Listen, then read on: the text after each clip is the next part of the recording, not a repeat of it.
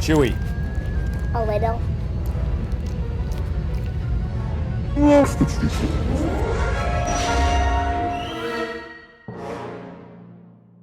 From 2003, it's the Clone Wars animated series from Genndy Tartakovsky.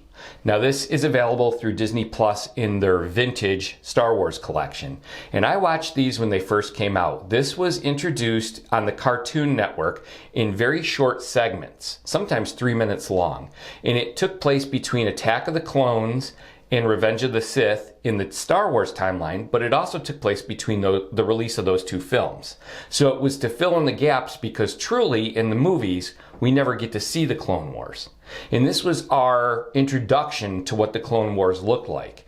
And everyone I've ever talked to, including myself, enjoyed this series immensely and really wished that they had told these stories in a feature film. And ultimately they put all of them together, all these little shorts together, and it makes a workable film that bridges the gap between Attack of the Clones and Revenge of the Sith. Yes, I actually liked this a lot more than Clone War, the newer Clone Wars, I guess. And I think that's partially because I liked the animation more. And I think in the other Clone Wars, the animation, it was kind of trying to be realistic, but at the same time trying to be animated. This was hand-drawn animation or two-dimensional animation versus the more CGI animation of the newer Clone Wars.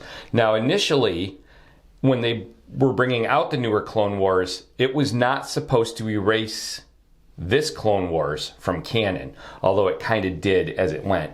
This one was very interesting for many reasons. First of all, Genndy Tartakovsky had done Samurai Jack, and he has a very unique animation style. And he's really able to show you action, but at the same time make you feel like you're reading a comic book. And he did so much with so little. So the animation is sparse, but it tells you everything you need to know. The dialogue is minimal, but you don't need it. The characters can convey what's going on. And so with very few words and very few animations, in some sense, like movements, they're able to do a lot and tell a lot. And it made it very much like a spaghetti western, where Clint Eastwood made his name by saying basically nothing. He was the man with no name that spoke very little, but you knew what was going on.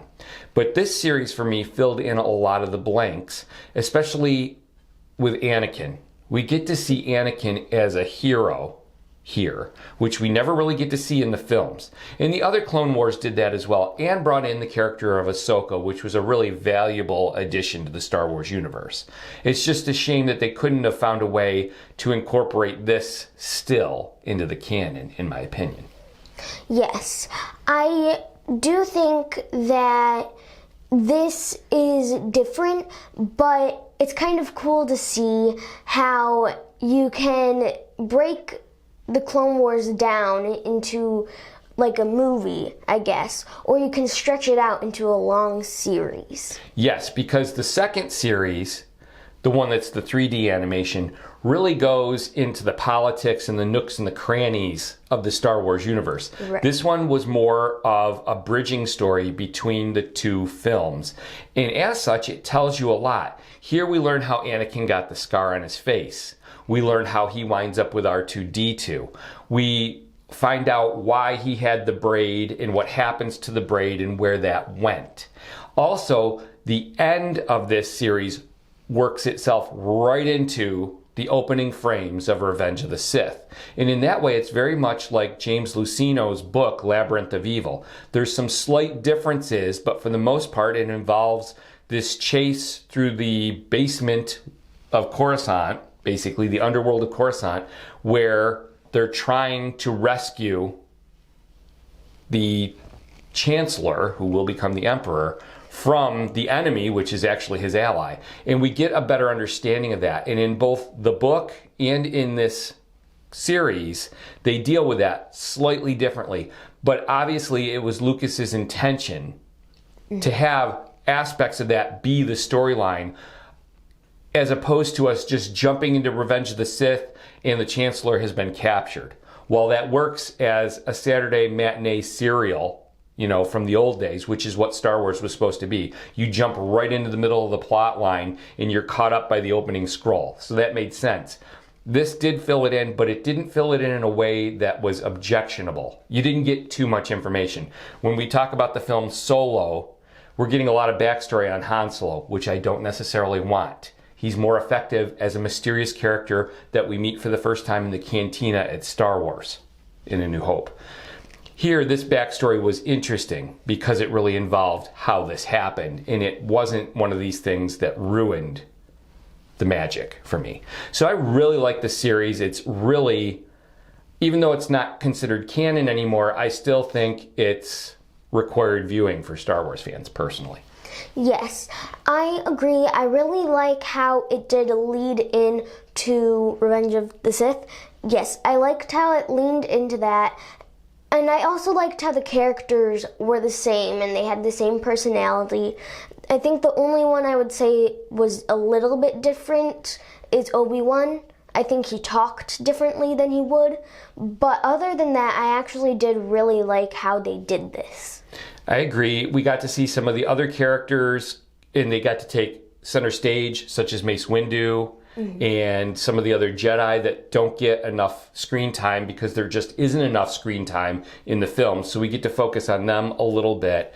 Also, there were some tributes in here by Tartakovsky. We've talked about the story of the Faithful Wookiee, which was the Boba Fett cartoon from the Star Wars Holiday Special. And in that, we talked about how R2-D2 was a little more flexible maybe than an astromech droid should be, and how C-3PO's eyes blinked. Neither of which bothered me because I loved the animation of that cartoon.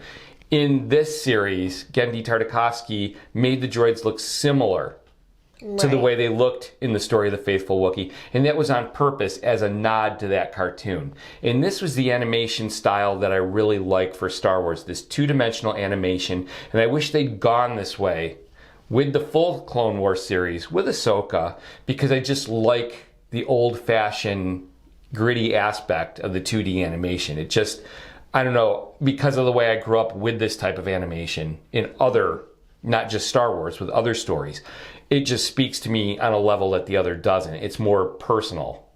Yes. The 3D animation feels more removed because it seems fake. Somehow this seems more real, which I know seems backwards, but that's the way it is for me. In any case, obviously I'm going to give this a 1 to see. 1 to see here too. I actually really liked this, and I think if the other was this animation, I think I would actually give the other Clone Wars a try. And I understand that. I'll say this one other thing.